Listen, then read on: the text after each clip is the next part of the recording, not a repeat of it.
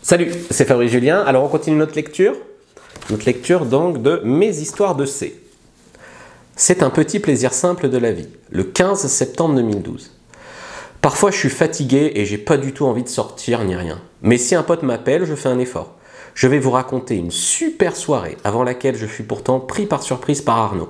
Texto à 21h. Allez debout, viens manger chez moi. Sérieux, je croyais qu'on était dimanche. J'avais mal partout à cause du sport, mais je me suis motivé pour aller manger. Le traître m'a sorti un rosé qui m'a fait oublier toutes mes douleurs. Et de fil en aiguille, on est sorti. Dans un premier bar, je branchais des grecs, mais je comprenais rien à ce qu'elle disait. Et elle me plaisait pas trop. Alors on a décidé d'aller dans un autre pub, où ça bougeait plus.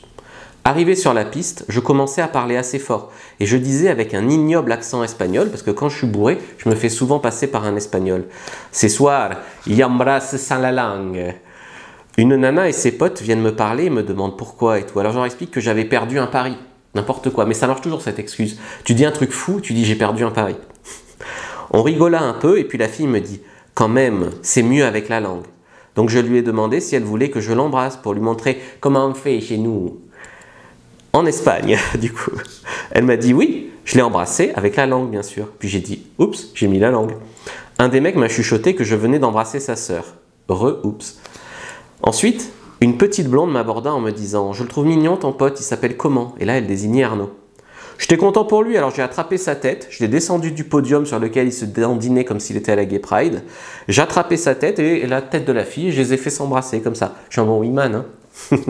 Puis ils firent leurs affaires dans leur coin. Puis au bout d'un moment, elle est venue me dire je sais pas quoi. Je lui ai dit « Et moi, tu me trouves mignon ?» Et là, je l'ai embrassé sans vraiment attendre sa réponse. Je crois qu'elle a kiffé, vu qu'elle a tenu à prendre mon Facebook. Bon, c'était un peu connard pour Arnaud, j'avoue, mais voilà, bon, j'étais un peu bourré. On décida de bouger en boîte. Je vis deux nanas qui dansaient ensemble, genre les deux bombes inaccessibles de la soirée. L'une plus belle que l'autre. Je leur ai demandé si elles voulaient pas s'embrasser par hasard. Elles ont rigolé, mais pas plus.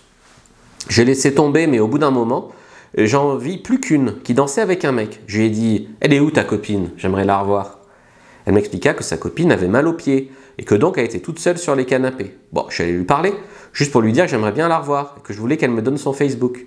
Donc elle s'appelle Aurore, elle est brune, fine, yeux verts. Malheureusement, Arnaud voulait rentrer. Alors je lui ai dit d'attendre, que j'allais tenter un qui tout double. Je suis alors retourné voir cette fille sur son canapé. Je lui ai dit « Je vais bientôt partir, tu me fais un bisou ?» Elle a hoché la tête, donc on s'est embrassé. Allez, bonne nuit. J'aurais peut-être dû essayer de lui faire l'amour, mais bon, j'étais déjà content comme ça. C'est un petit plaisir simple de la vie. En sortant, j'ai croisé un groupe d'Asiatiques en allant au vestiaire. Et la plus mignonne m'a dit « T'as envie de dormir, toi ?» Je lui ai dit non. Et là, elle m'a demandé ce qu'on faisait. Alors je lui ai dit qu'on pourrait s'embrasser. Et là, elle m'a fait un bisou sur la joue. Alors je lui ai dit « Bah non, c'est nul. » J'ai essayé de choper ses lèvres et tout, mais bon, je me suis pris un vent. Bon, il fallait bien que ça arrive à force de faire du rentre-dedans à tout le monde. Pas grave, c'est déjà oublié. La morale, c'est que, homme comme femme, quand on rentre chez soi en fin de soirée, on est tout seul. On peut avoir obtenu de la validation en embrassant des filles, on n'est pas plus avancé pour autant une fois à la maison. Je dis pas qu'on est plus avancé après avoir tiré un coup ou deux, mais quand même, on a au moins satisfait un de ses besoins primaires. On se sent mieux. Juste embrasser, sans même prendre de numéro, c'est inutile. Alors le problème vient d'où? Pourquoi on n'a pas tous des orgasmes le samedi soir? C'est la pression sociale. Les filles ont peur de passer pour des putes, les mecs devraient donc accepter que les filles prennent du bon temps et ne pas être jaloux quand ce n'est pas avec eux, notamment ne pas les insulter de putes. Et les mecs devraient apprendre à profiter de la vie, et les femmes devraient apprendre aussi à profiter de la vie. Que le dieu du game soit avec vous. Allez, prenez votre fiche et vous pouvez commander le livre, je vous mets le lien dans la description de la vidéo.